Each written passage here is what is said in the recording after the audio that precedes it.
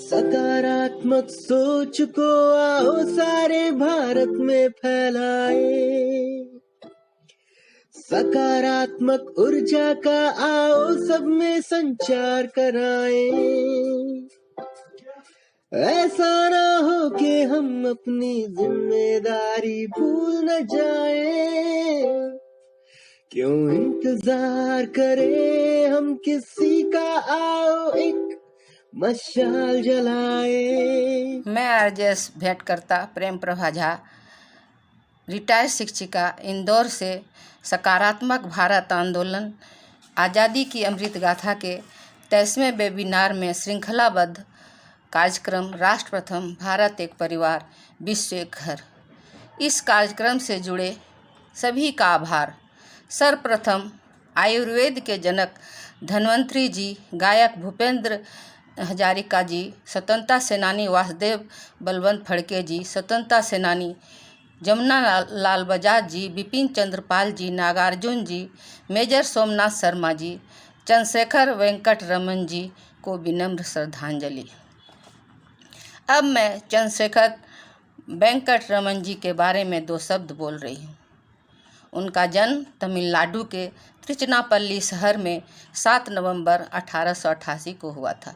उनके पिता का नाम चंद्रशेखर अय्यर और माता का नाम पार्वती था। वे अपने माता पिता के दूसरे नंबर के संतान थे। रमन जी का विज्ञान और अंग्रेजी साहित्य की पुस्तकों का परिचय बहुत छोटी उम्र में हो गया था।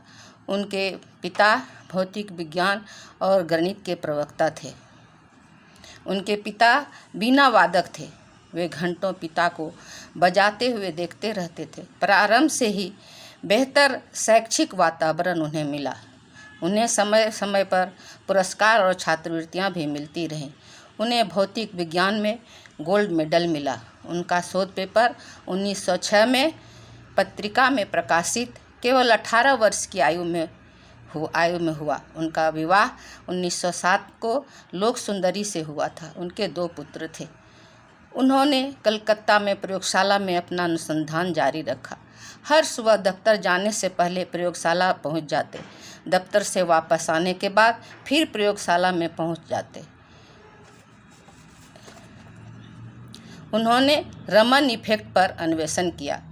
उन्होंने कहा, प्रकाश ऊर्जा की कुछ मात्रा अंतःक्रियात्मक अणुओं को दान कर देता है, जिससे रंग में परिवर्तन होता है।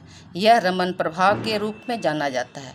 इस रमन स्पेक्ट्रोस्कोपी का प्रयोग प्रयोगशाला में अणुओं की पहचान करने और जीवित कोशिकाओं का विश्लेषण करने के लिए किया जाता है। उन्होंने स्टील की स्पेक्ट्रम प्रकृति, स्टील डायनेमिक्स के बुनियादी मुद्दे, हीरे की संरचना गुणों, अनेक रंग दीप्त पदार्थों के प्रकाशीय आचरण का भी शोध किया था। उन्होंने पहली बार तबले, मृदंग, हारमोनिक की प्रकृति की खोज की थी। उन्हें भारत रत्न से भी सम्मानित किया गया था। 1948 में इंडियन इंस्टीट्यूट ऑफ साइंस से सेवानिवृत्त हुए। बाद में उन्होंने बेंगलोर में रमन रिसर्च इंस्टीट्यूट की स्थापना की। 21 नवंबर 1970 को बेंगलोर में हृदय गति रुकने से 82 वर्ष की आयु में उनका स्वर्गवास हो गया। जय हिंद, जय भारत। जय हिंद के नारों से अपना देश जगाए, आरजेएस वंदे मातरम से सारी सरकार जगाए।